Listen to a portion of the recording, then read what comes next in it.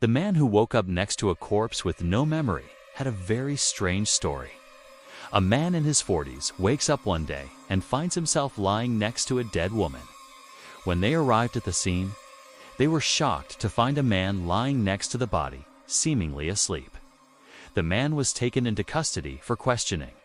He was a 46-year-old man named Henry. He was taken to the police station where he was questioned about the death. But when the police started asking him questions, it became clear that something wasn't right. The police were stumped. They didn't know what to do next. The only clue they had was the notebook with the strange symbols. But as they looked through it, they noticed something else. It wasn't just random scribbles. It was a diary that belonged to the dead woman. The police were able to track down Sarah's last few contacts, and one of them led them to a private investigator named Jack Harper. Edward had hired Sarah to do some graphic design work for him, but she had recently backed out of the deal. And that's when things took a dark turn. He also claimed that he had nothing to do with her death, but the police weren't buying it. They knew that Edward was hiding something. After searching his home, they found a hidden room with all kinds of surveillance equipment, including cameras and listening devices. It was clear that Edward was a master of deception and had been spying on Sarah. He had been planning to blackmail Sarah and force her to give him the information he needed to make him even more money. In the end, the police were able to bring justice to Sarah, but they still don't know what happened to Henry. The case of the man who woke up next to a corpse with no memory remains one of the most baffling mysteries of our time. We hope that you enjoyed this video and that it has left you thinking about the strange and mysterious events that sometimes occur in our world. Thank you for watching. It's a story that has captured the attention of people all over the world and has left them wondering about the true nature of identity and the power of the human mind. The strange symbols, the hidden clues, and the shocking revelations have made this case one of the most talked about mysteries of recent years. To this day, nobody knows who Henry is or where he came from. Some people believe that he may have been suffering from amnesia and that he had no part in Sarah's death. Others believe that he may have been involved in something bigger than he knew and that he was targeted by Edward. But when he realized that she had escaped, he had become enraged and had hunted her down and killed her. The police were able to gather enough evidence to arrest Edward and bring him in for questioning. As the police continued their investigation, they found out that Edward and Sarah had a connection that went back years. They had both worked for a large corporation and had been romantically involved. But when Sarah decided to leave Edward and start her own business, he had blacklisted her and ruined her reputation in the industry. Sarah had been trying to make a comeback, but Edward had been keeping tabs on her and had been waiting for the perfect opportunity to strike. But when they confronted him with their evidence, he denied everything. But when the investigator found out that she was in danger, he tipped off the police. The police were finally able to piece together what had happened. Edward had kidnapped Sarah and brought her to the cabin, but he had not killed her. When he arrived, he found that she had managed to escape and had been living in the woods near the cabin. He had chased her down and killed her, then returned to the city. Jack had been hired by a mysterious client to tail Sarah and find out more about her activities, but he had no idea that she was in danger. When the police questioned Jack, he told them everything he knew about the case and revealed his client's identity. Henry had no idea how he had ended up in the apartment or who the dead woman was. They were able to identify her as Sarah Williams, a 32-year-old graphic designer, and a seat that led them all the way to the top. One of the most puzzling aspects of this case is the strange symbols that Henry had in his pocket. At first, the police couldn't make heads or tails of them, but after consulting with an expert, they discovered that they were actually coordinates. The coordinates led to a secluded cabin in the woods outside of town.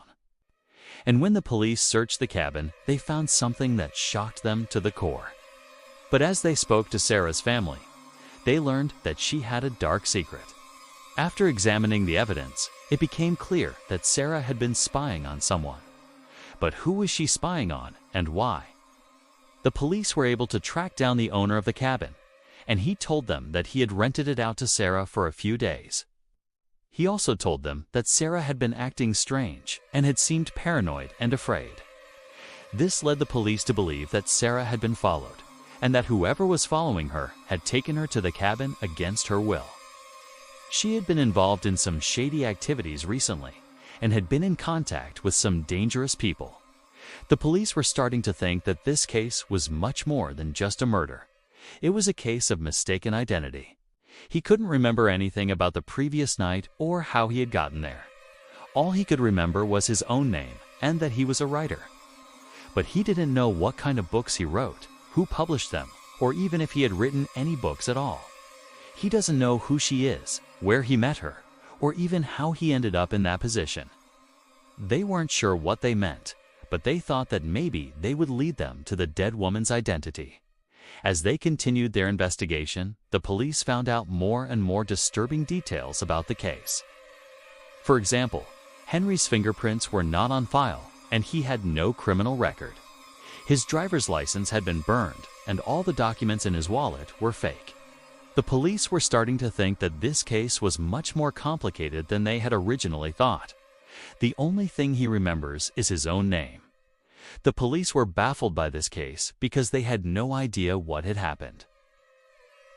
But as they dug deeper into the mystery, they uncovered some shocking details about the dead woman and the man's past that made one of the strangest cases they had ever seen. It was just another day in the city when the police received a call from a resident who had found a dead body in an apartment. When the police searched his pockets, they found a notebook with some strange symbols written in it. As time went on, they learned that Henry had woken up in the morning after a dream. He had woken up feeling disoriented and confused. And when he turned to his side, he saw the dead woman. He tried to get away, but when he opened the window, he saw a wall and realized he was on the 12th floor. So he went back inside and tried to call the police. But when he went to pick up the phone, he saw the blood on his hands and panicked. And that's when he must have fallen asleep. At first, the police thought that Henry might be suffering from amnesia. But after examining him, the doctors found nothing wrong with him physically or mentally. The police were able to use the diary to find out more about the woman and eventually track down her family. Henry had been set up. But why? And when they dug deeper into Sarah's past, they uncovered a web of lies.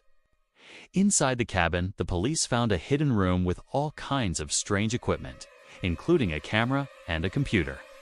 But who was behind all this, and what did they want with Sarah?